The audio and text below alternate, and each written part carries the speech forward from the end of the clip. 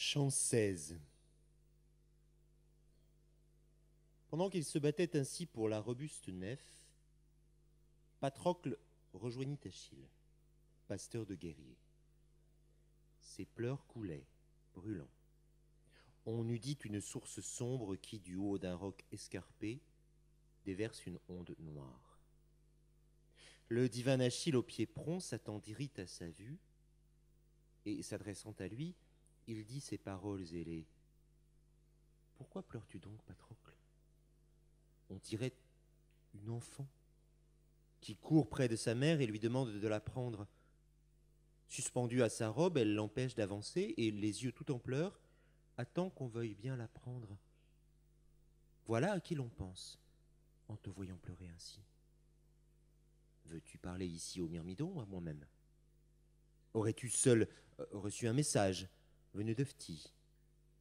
On dit pourtant qu'il vit toujours, Ménétios, fils d'Actor, et que l'Éacide Pélée est lui aussi vivant.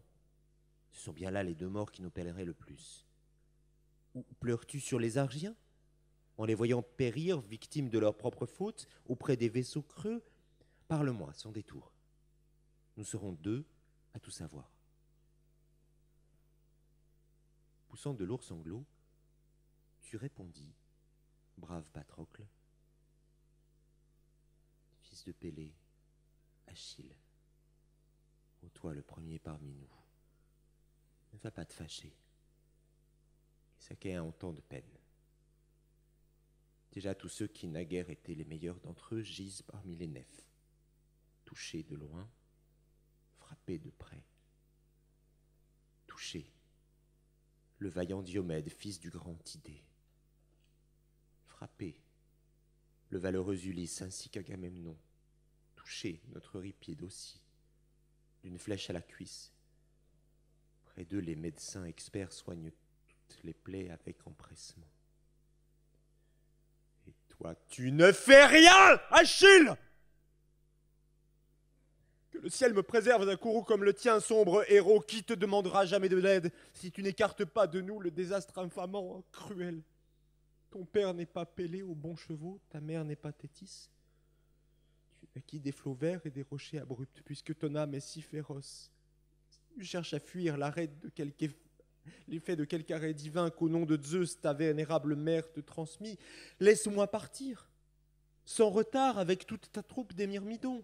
Peut-être le salut viendra de moi. Permets-moi de combattre ici, avec tes belles armes. Peut-être les Troyens, me prenant pour toi, s'enfuiront et laisseront souffler les vaillants fils des Achéens, car il faut vraiment peu de temps pour souffler au combat, tout frais. Devant des gens rompus, nous n'aurions aucun mal à les repousser vers leurs murs, loin des nefs et du camp. Ainsi l'implorait ce grand fou. Mais c'est la mort cruelle et le trépas sanglant qui l'appelait ainsi sur lui. Plein de courroux, Achille au pied léger lui répondit « Hélas, quel mot viens-tu de prononcer, divin Patrocle ? Non, je n'ai pas à m'alarmer pour quelque arrêt des dieux que mon auguste mère, au nom de Zeus, m'aurait transmis, mais un chagrin cruel m'entre dans l'âme et dans le cœur. Quand je vois qu'un homme a voulu frustrer l'un de ses pères et lui ravir, étant plus fort que lui, sa part d'honneur, voilà ce qui me ronge après tout ce que j'ai souffert, la fille que l'on m'avait réservée et que ma lance avait conquise en saccageant une riche cité. Voilà que le puissant Atride est venu me la prendre, comme si je n'étais pour lui qu'un obscur exilé. Mais laissons-le passer. En vérité, nul ne saurait conserver dans son cœur un éternel coup. Pourtant j'avais bien dit que ma colère n'aurait point de cesse avant que le choc des guerriers n'eût atteint mes vaisseaux. Quoi qu'il en soit,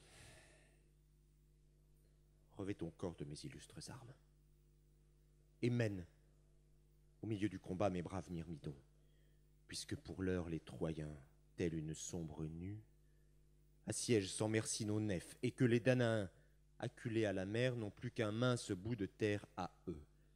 Toute la cité des Troyens s'est mise en branle avec ardeur, car ils ne voient plus briller devant eux le frontal de mon casque.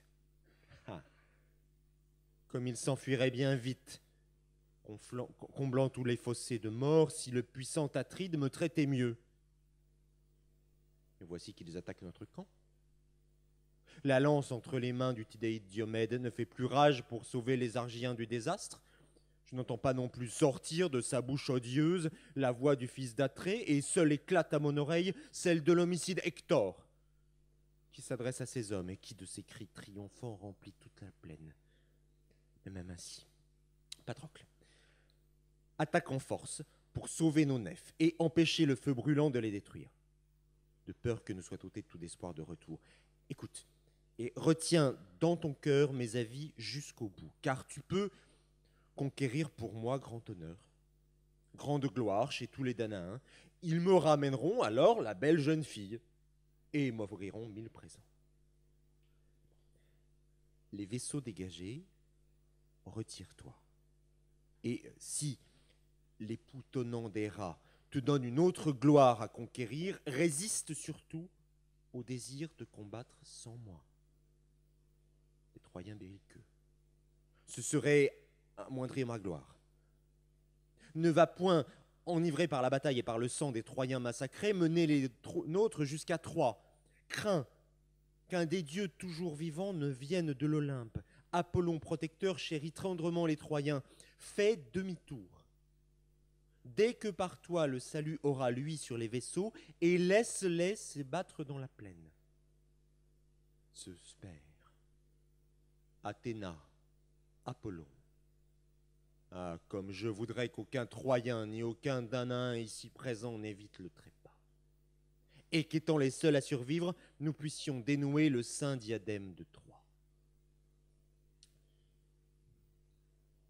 Tandis qu'ils échangeaient entre eux de semblables propos, Ajax, déjà, ne tenait plus et pliait sous les traits. Victime du vouloir de Zeus et des coups que donnaient les fiers Troyens. Sur ses tempes, son casque étincelant grinçait terriblement, tandis que les riches bossettes interceptaient les coups. Il eut mal à l'épaule gauche, à force de porter son bel écu. Autour de lui, les Troyens l'écrasaient de traits, sans pouvoir le chasser. Il haletait péniblement, et partout sur ses membres, la sueur ruisselait à flots. Il ne parvenait plus à respirer. De toutes parts, les malheurs s'amassaient. Dites-moi maintenant, Muse qui vivait sur l'Olympe, comment d'abord le feu tomba sur les nefs achéennes. Hector vint près d'Ajax et frappa de sa grande épée la lance en frêne à hauteur de la douille, sous la pointe, qu'il fit sauter du coup. Lors, Ajax, fils de Télamon, ne brandit plus qu'une hampe tronquée, et loin de lui, la pointe en bronze rebondit bruyamment sur le sol. Dans son cœur sans reproche, Ajax, effrayé, reconnut l'œuvre des dieux. Zeus venait de couper à leurs racines tous ses plans de combat pour laisser gagner les Troyens. Il se mit à l'écart des traits, et les autres lancèrent le feu vivace sur la nef, où les flammes jaillirent, et tandis que le feu envahissait la poupe, Achille adressa ces mots à Patrocle en se frappant les cuisses. Debout. Patrocle issu de Zeus, bon meneur de cavale. Je vois sur les vaisseaux jaillir le feu dévastateur. Il faut les dégager. Sinon, nous ne pourrons plus fuir. Arme-toi, sans tarder. Moi, je rassemblerai mes hommes. Il dit. Patrocle, alors, se revêtit des reins brillants. À ses jambes, d'abord, il fixa ses belles cnémides, que rattachaient aux pieds des couvre-chevilles d'argent, et mit sur sa poitrine la cuirasse scintillante, belle comme un ciel étoilé, celle du prompt Achille. Sur son épaule ensuite, il jeta un glaive de bronze à clous d'argent, ainsi qu'un bouclier robuste et grand, et sur son chef altier posa son casque bien ouvré, garni de crin, dont le panache flottait, effrayant. Enfin, il prit 2 forts épieux adaptés à sa main et ne laissa au parfait et acide que sa lance, longue, lourde, puissante, et que, parmi les Achéens, personne, Achille, mis à part, ne pouvait manier. Chiron avait coupé ce frêne au haut du pélion et donné à Pélée en guise d'arme meurtrière. Pour atteler son char, il appela Automédon, qu'il estimait plus que tout d'autre après l'ardente Achille, et qu'il savait toujours attendre au combat son appel. Automédon amena sous le joug ses prompts chevaux, Xanthos et Balios, tous deux rapides comme l'air, et que Podarge, une harpie, enfanta pour Zéphyr, alors qu'elle paissait les prés au bord de l'océan. Dans les traits de volée, il poussa le bon Pédasos, qu'Achille ramena jadis après le sac de Thèbes, et qui, bien que mortel, suivait des coursiers immortels.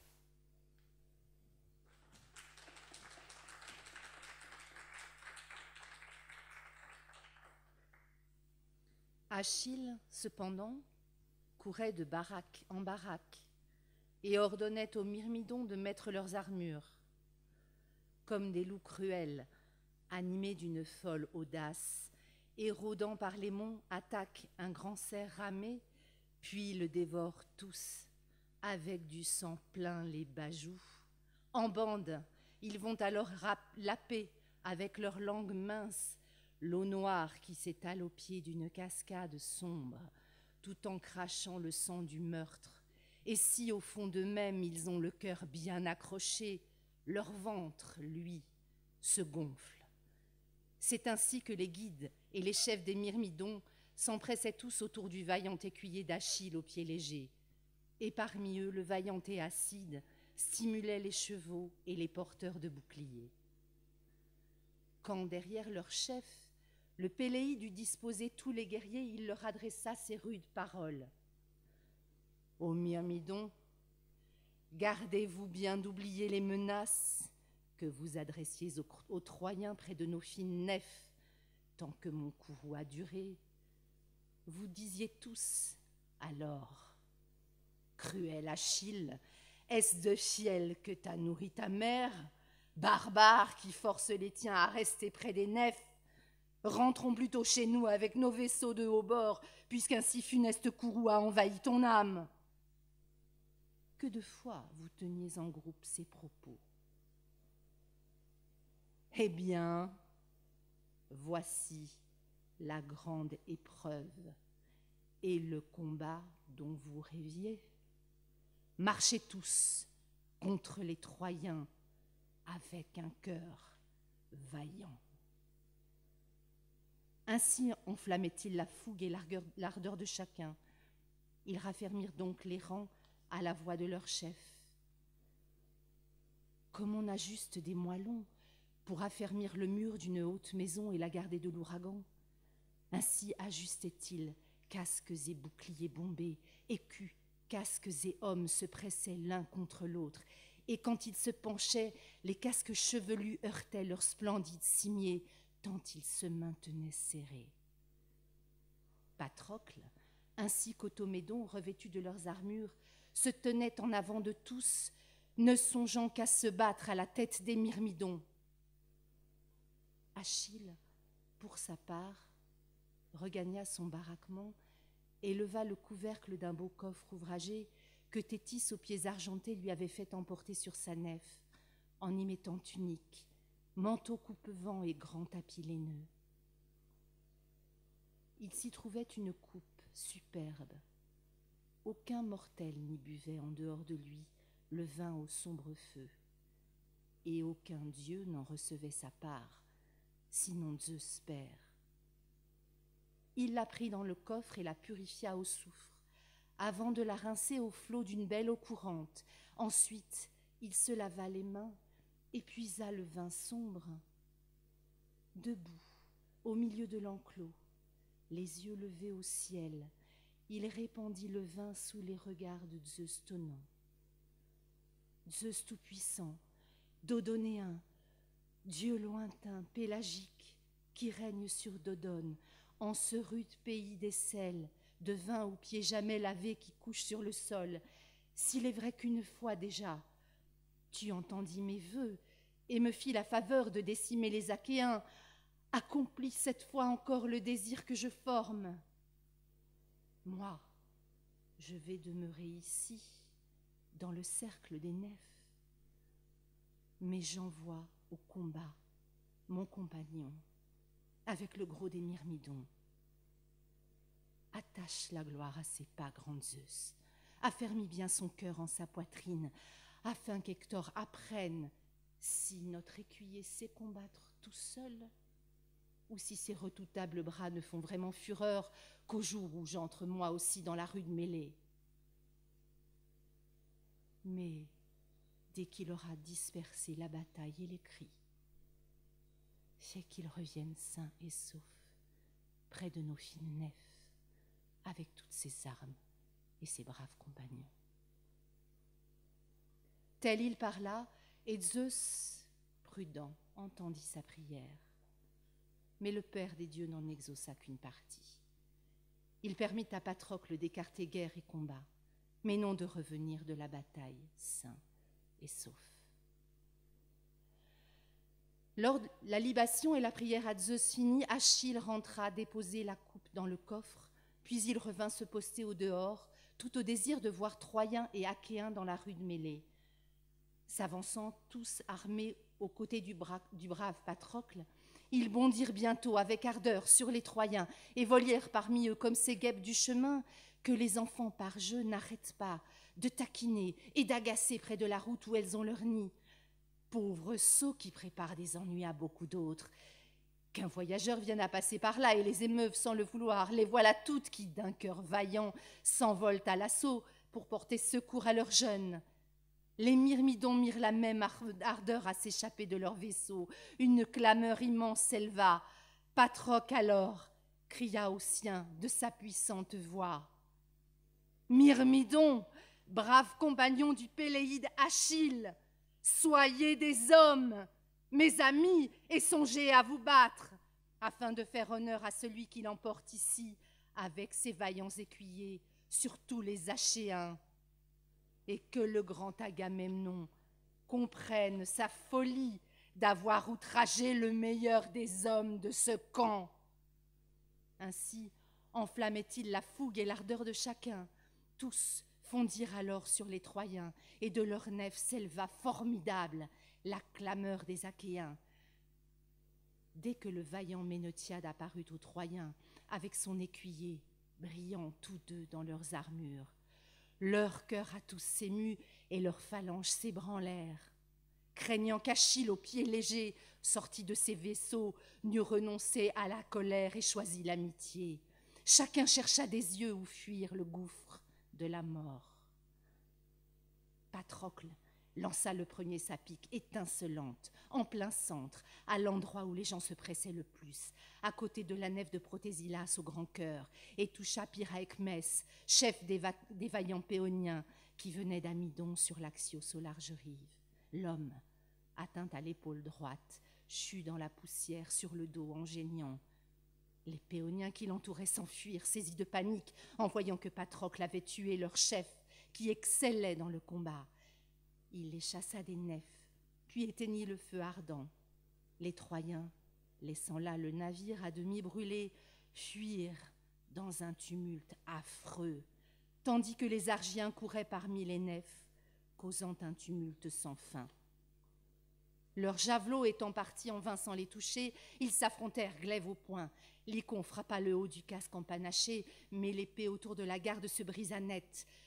L'autre l'atteignit sous l'oreille, au cou. L'épée y plongea toute, et la tête resta pendue à un morceau de peau. Ses membres rompus s'affaissèrent. Comme Acanas faisait effort pour monter sur son char, Mérion d'un grand bond le toucha sur l'épaule droite. L'homme chut de son char, et un brouillard voila ses yeux. Idoménée atteignit Érimas près de la bouche. Le bronze impitoyable, souvent un chemin tout droit, plongea sous le cerveau et lui écrasa les os blancs. Les dents sautèrent sous le choc et le sang, inondant les deux yeux, jaillit par le nez et la bouche béante, tandis que la mort le couvrait d'une sombre nuée. Tous ces chefs Danaéens tuèrent chacun un guerrier. Comme des loups cruels chevaux ou agneaux qu'ils prennent aux brebis, quand par la faute du berger, le troupeau se disperse sur les monts. Dès qu'il les voit, les loups se hâtent de ravir ces bêtes apeurées. Tels les Argiens surprirent les Troyens, qui oublièrent leur valeur pour ne plus songer qu'à s'enfuir en criant. Le grand Ajax brûlait toujours de balancer sa pique sur Hector au casque d'airain.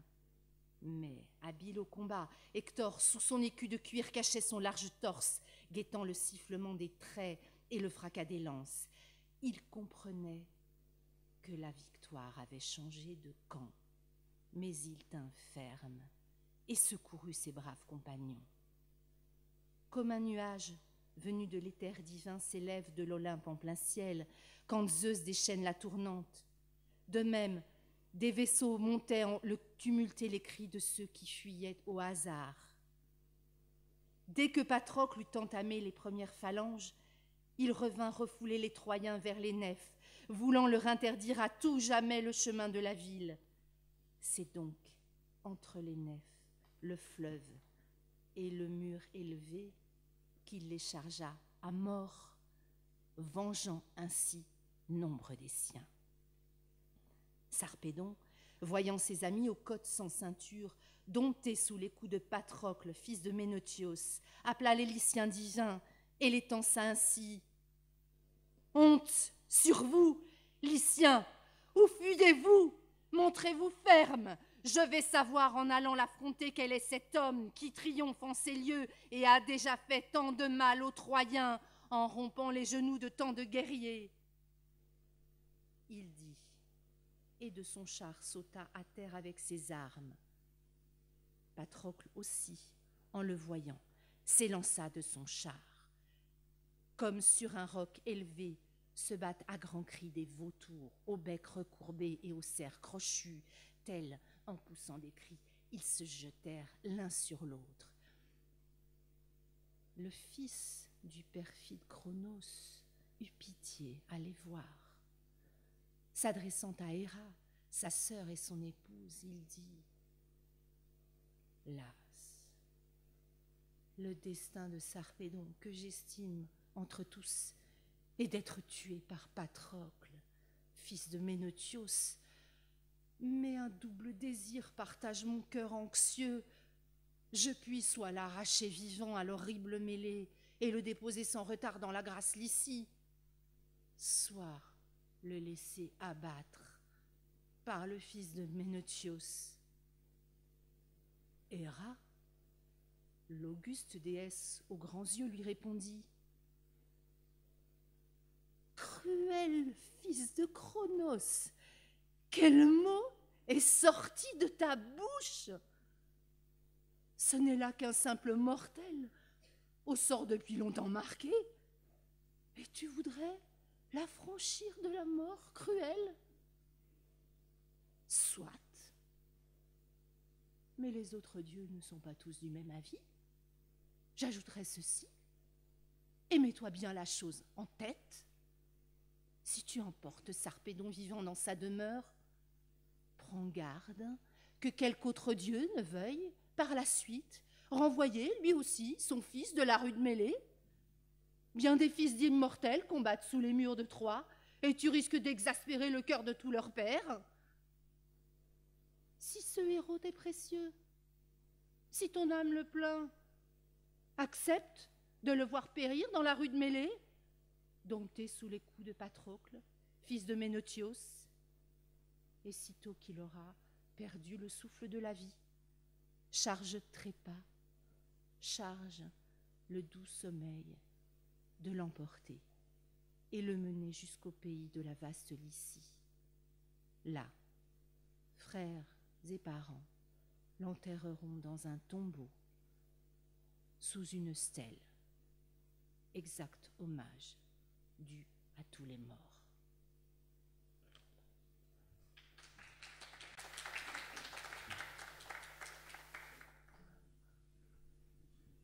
Lors, se laissant fléchir, le Père des dieux et des hommes répandit sur la terre une fine averse de sang pour honorer son fils, que Patrocle allait lui tuer dans la Troade au sol fertile et loin de sa patrie. Dès que, courant l'un contre l'autre, ils se furent rejoints, Patrocle frappa le premier l'illustre Thrasidème, brave écuyer accompagnant le puissant Sarpédon. Il le toucha près du bas-ventre et lui rompit les membres. Sa belle pique au poing, Sarpédon bondit sur Patrocle, mais le manqua. Le coup atteignit à l'épaule droite le cheval Pédasos, qui expira dans un long cri et s'écroula dans la poussière où la mort le saisit. Ce cheval abattu, les autres firent un écart. Le joug qui les tenait craqua, les rênes s'embrouillèrent, mais le vaillant Automédon sut trouver le remède. Tirant le glaive aigu qui pendait à sa large cuisse, d'un bond, il trancha net les traits du cheval de volée, laissant les autres repartir et tendre sur les longes. Et le duel amer reprit entre les deux héros. De nouveau, Sarpédon lança sa pique sur Patrocle, mais la pointe, filant par-dessus son épaule gauche, n'atteignit pas son but. Alors Patrocle, bronze au poing, fondit sur lui et un trait sûr s'échappa de sa main. Touché à la membrane, enveloppant son cœur musclé, il s'écroula comme s'écroule un chêne, un peu plié, ou un grand pin qu'avec leur fer tranchant les charpentiers abattent sur un mont afin d'y tailler une quille.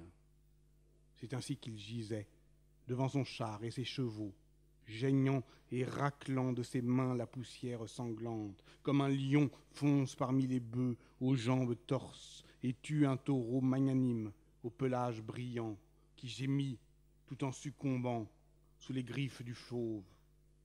Ainsi, le chef des combattants lyciens, touché à mort, grondait de fureur sous Patrocle. Il dit à son ami: « Cher Glaucos, guerrier sans égal, voici l'heure ou jamais de te montrer hardi piquier et guerrier plein d'audace. Ne pense qu'au combat cruel si tu as quelque cœur.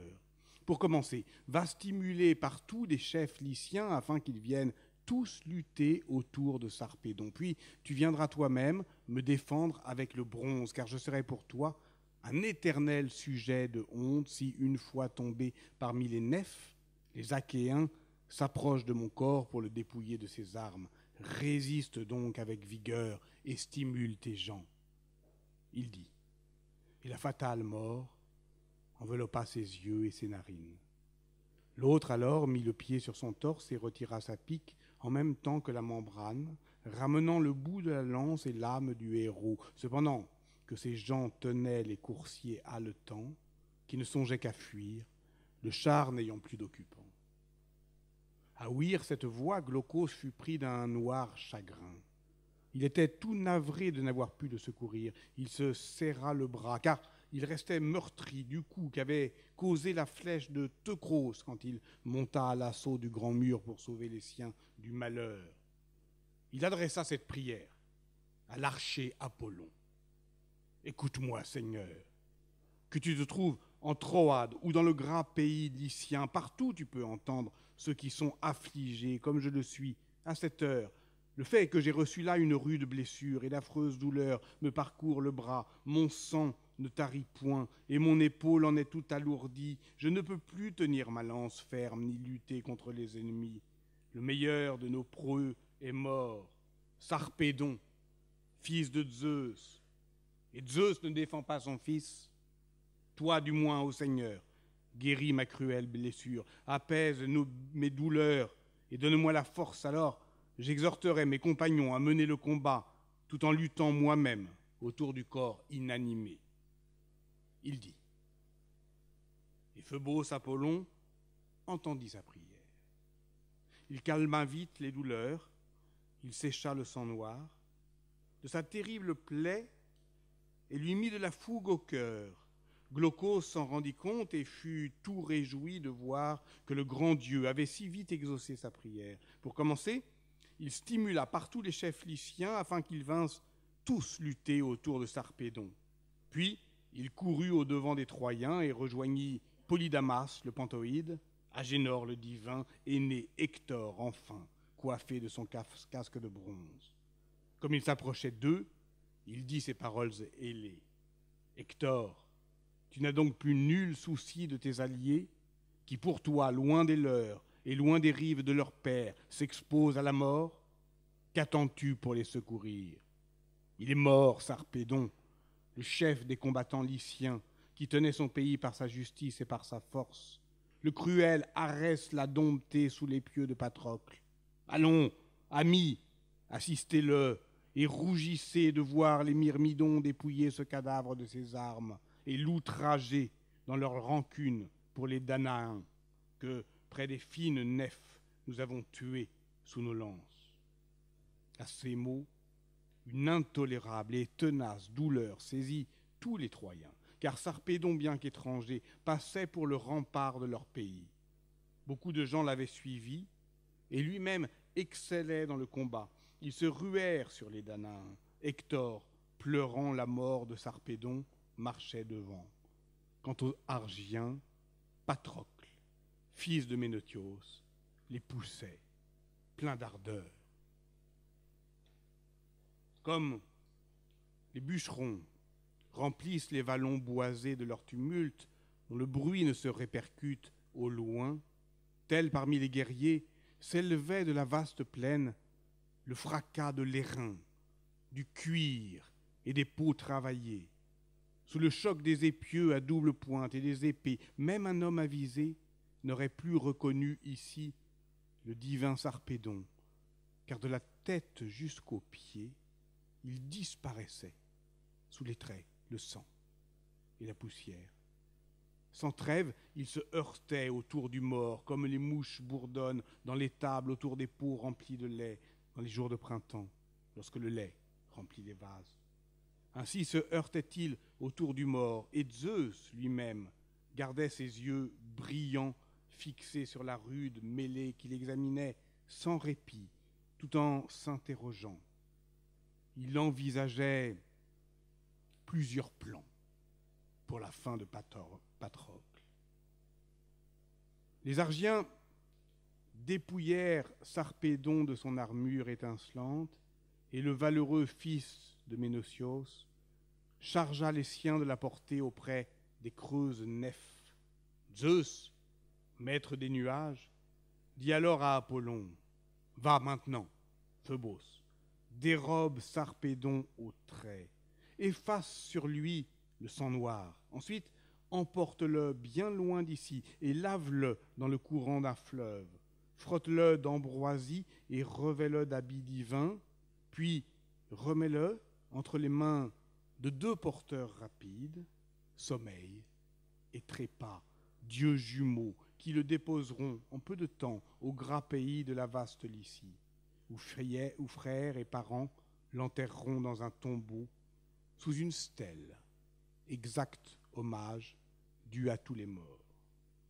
Il dit, et Apollon suivit les ordres de son père. Patrocle, exhortant ses chevaux ainsi qu'Automédon, poursuivit Troyens et Lyciens. Pauvre fou, ce fut là sa grande erreur. S'il avait écouté le Péléide, il eût échappé à la sombre mort, déesse horrible. Mais le vouloir de Zeus l'emporte sur celui des hommes. Il met le brave en fuite et lui arrache la victoire sans peine. Et parfois, il le pousse lui-même au combat. Ainsi Zeus déchaîna l'ardeur dans le cœur du héros. Lors, quel fut le premier, Patrocle, et quel fut le dernier que tu tuas quand les dieux t'appelèrent à la mort? Tout d'abord, Échéclos, ainsi qu'Adraste, Autonous, Périmos, le fils de Mégade, Épistor, Mélanippe, et, peu de temps après, Élazos, Moulios, Pilartès. Ceux-là, il les tua. Le reste ne songea qu'à fuir. Alors les Achéens auraient pris Troie aux hautes portes. Grâce à Patrocle, dont le fer volait de tous côtés, si Phébos, Apollon n'eût été sur le rempart, décidé à le perdre et prêt à sauver les Troyens.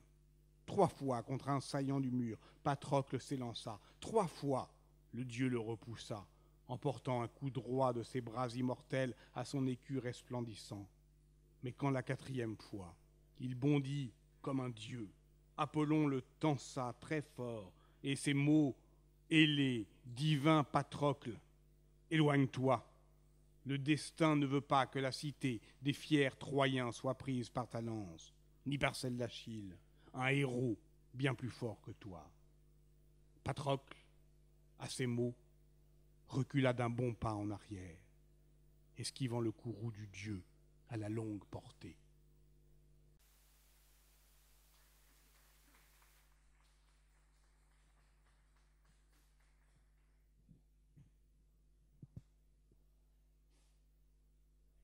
Hector arrêta ses puissants coursiers aux portes Skées, doutant s'il allait rentrer avec eux dans la bataille ou s'il dirait aux siens de se masser au pied des murs. Comme il songeait, Phébos Apollon s'approcha de lui. Il avait pris les traits d'un homme vaillant et robuste, d'Asios, cet oncle maternel d'Hector aux bons chevaux qui était le frère d'Écube et le fils de Dimas et qui habitait en Phrygie au bord du Sangarios. C'est sous ces traits qu'Apollon, fils de Dieu, l'interpella. « Pourquoi cesser la lutte, Hector? Tu n'en as pas le droit. Si je te surpassais autant que toi tu me surpasses, il t'encuirait bientôt de t'être sauvé du combat. Allons, dirige tes coursiers fougueux droit sur Patrocle. Attrape-le et qu'Apollon te donne la victoire. » À ces mots, le dieu retourna dans la rue de bataille et l'illustre Hector ordonna au vaillant Cébrion de lancer son char vers l'avant, cependant qu'Apollon se jetait dans la foule et semait parmi les Argiens un trouble affreux pour la gloire d'Hector et des Troyens. Hector laissa les Danaens sans en tuer un seul, et ce fut sur Patrocle qu'il lança ses prompts coursiers. Patrocle, quant à lui, sauta, l'épieu dans la main gauche de son char sur le sol. De l'autre, il saisit une pierre, brillante et raboteuse, qui lui remplissait la main, et la lança très fort, sans trembler, sur le héros. Et ce ne fut pas en vain, car cette pierre au bord tranchant atteignit en plein front le cocher d'Hector, Cébrion, bâtard de l'illustre Priam, qui maintenait les rênes. Elle broya les deux sourcils, l'os ne l'arrêta point, et les yeux du héros churent au sol dans la poussière devant ses pieds. Tel un plongeur, il tomba de son char bien ouvragé, et la vie aussitôt quitta son corps. Alors tu le raillas ainsi, bon cavalier Patrocle. « Ah, qu'il est souple celui-là! Et comme il saute bien, s'il venait un jour à voguer sur la mer poissonneuse, que de gens il pourrait nourrir, ce pêcheur d'huîtres-là, en plongeant du haut de la nef, même par grosse mer, lui que l'on voit si bien sauter de son char dans la plaine. Il est vraiment de bon sauteur, même chez les Troyens. » Il dit et se précipita sur le preux Cébrion, comme un lion fougueux, lancé à l'assaut d'une étable et touché en plein cœur, et sa vaillance va le perdre. D'un même élan, Patrocle, tu bondis sur Cébrion. Hector, de son côté, sauta de son char sur la terre. Tous deux vinrent se disputer le mort, tels des lions qui, souffrant de la faim et animés d'un fier courage, luttent sur la cime d'un mont pour le corps d'une biche. Ainsi, autour de Cébrion, ses maîtres du combat, Patrocle, fils de Ménétios, et le brillant Hector, brûlaient de se percer l'un l'autre avec les reins cruels. Hector prit le mort par la tête et ne le lâcha plus. Patrocle, lui, le retint par un pied, et tout autour, ce fut une rude mêlée entre Argiens et Troyens. Comme le Ros et le Notos se querellent l'un l'autre dans les gorges d'un mont, pour ébranler d'épées taillis, de cornouillers au tronc fluet, de chênes et de frênes qui projettent leurs longs rameaux les uns contre les autres dans le fracas prodigieux des branches qui s'écrasent, tels courant en avant, Troyens et Achéens frappaient à mort sans qu'aucun d'entre eux ne songeât à la hideuse fuite. Autour de ces brillants sans fin se plantaient les épieux et les traits acérés jaillis des cordes de leurs arcs. Sans fin sur les écus des preux massés autour de lui, les pierres s'écrasaient, et lui gisait dans la poussière, couché de tout son long, et ne songeant plus à son char. Tant que l'astre suivit son cours dans le milieu du ciel, tous les traits touchèrent leur but, et les hommes tombèrent.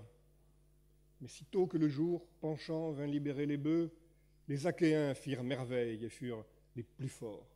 Ils dérobèrent le corps du preux Cébrion aux traits des Troyens menaçants et lui ôtèrent son armure, cependant que Patrocle se ruait sur les Troyens. 3 fois il s'élança, ce rival de l'ardente Arès, en poussant de grands cris. Par 3 fois, il tua 9 hommes, Mais quand, la 4e fois, tu bondis comme un dieu, alors Patrocle se leva pour toi, ton dernier jour. Phébos, à travers la rue de Mêlée, alla vers toi, terrible, mais le preux ne le vit pas dans ce tumulte, car le dieu s'avançait couvert d'une épaisse vapeur. Par derrière, il toucha son dos et ses larges épaules en y posant sa main. Les yeux du brave chavirèrent. Lors Phébos Apollon fit choir son casque de sa tête. Le casque au long cimier roula sous les pieds des chevaux dans un grand cliquetis, et le panache se souilla de poussière et de sang. Nul n'aurait supporté naguère que ce beau casque empanaché fût souillé de poussière, car du divin Achille il avait protégé la tête et le beau front. Mais aujourd'hui, Zeus permit à Hector de le mettre sur lui à quelques heures de sa mort. La longue pique entre ses mains se brisa tout entière, la lourde et grande et forte pique à la coiffe de bronze. L'écu avec le baudrier tomba de ses épaules, et sire Apollon, fils de Zeus, détacha sa cuirasse. Patrocle fut pris de vertige, ses membres fléchirent, il s'arrêta, stupide. Dardanien vint par derrière le frapper de près à l'épaule avec sa lance aiguë. Euphorbe, fils de Panthos, qui l'emportait sur tous à la pique, à la course, ainsi qu'au maniement des chars. Il avait déjà renversé 20 guerriers de leurs chars quand il partit s'initier avec son attelage. C'est lui qui te frappa d'abord, bon cavalier Patrocle, mais sans succès. Vite il revint se mêler à la foule. Dès qu'il eut retiré la pique en frêne de ton corps, n'osant tenir tête à Patrocle, pourtant désarmé, qui, dompté par le coup du dieu et par la javeline, recula vers les siens pour se dérober au trépas. Mais aussitôt qu'Hector aperçut Patrocle au blanc cœur, qui, blessé par le bronze aigu, regagnait les arrières, coupant les rangs, il s'approcha de lui, et de sa pique le frappa au bas-ventre en poussant l'arme jusqu'au fond. Le brave chute avec fracas pour le grand deuil des siens. Comme un lion s'acharne contre un sanglier puissant, et tous deux à la cime d'un mont se battent, pleins d'ardeur, luttant pour une maigre source où chacun prétend boire, et le lion maîtrise enfin son rival essoufflé. De même, Hector, d'un coup de lance à bout portant, tua le brave fils de Ménétios, cause de tant de morts. Puis, il lui adressa tout triomphant ces mots. Hélé, ainsi donc, tu croyais, Patrocle, emporter notre ville, ravir aux femmes d'Ilion leur liberté chérie et les emmener sur tes nefs aux rives de tes pères?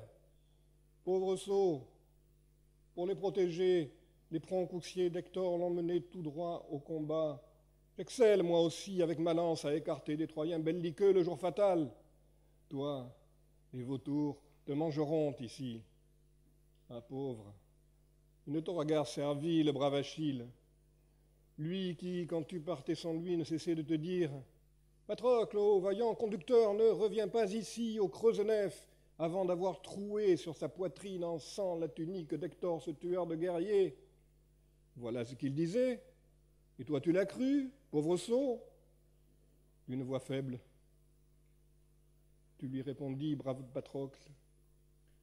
Triomphe donc, bien haut, Hector, car Zeus, fils de Cronos et Apollon t'ont fait gagner. C'est eux qui m'ont vaincu, sans peine, en venant détacher mes armes de mes épaules. Si j'avais trouvé devant moi 20 hommes dans ton genre, tous auraient péri sur le champ, terrassés par ma lance. Je dois ma perte au sort funeste et au fils de Léto, puis à Euphorbe. Et toi, en bon dernier, tu me dépouilles. J'ajouterai ceci, et mets-toi bien la chose en tête. Toi-même, tu ne vivras plus longtemps. Je vois déjà surgir à tes côtés la mort et le brutal destin. Tu vas subir la loi du parfait et acide. Achille, il dit, et le trépas qui tout achève le saisit. L'âme s'envolant de son corps descendit chez Hadès, pleurant sur son destin, quittant la force et la jeunesse. Il était déjà mort, lorsque l'illustre Hector lui dit « Pourquoi me prédis-tu le gouffre de la mort, Patrocle? Et si t'étais Achille, fils de la belle Thétis qui frappait d'un coup de ma lance expiré le premier ?» Il dit, et de la plaie ouverte, il retira le bronze en mettant le pied sur le corps qu'il coucha sur le sol. Après quoi, lance au poing, il marcha contre Automédon, le divin écuyer de l'Éacide aux pieds légers pour le frapper. Mais il, lui, s'enfuit avec ses immortels éperons coursiers, présent superbe des dieux appelés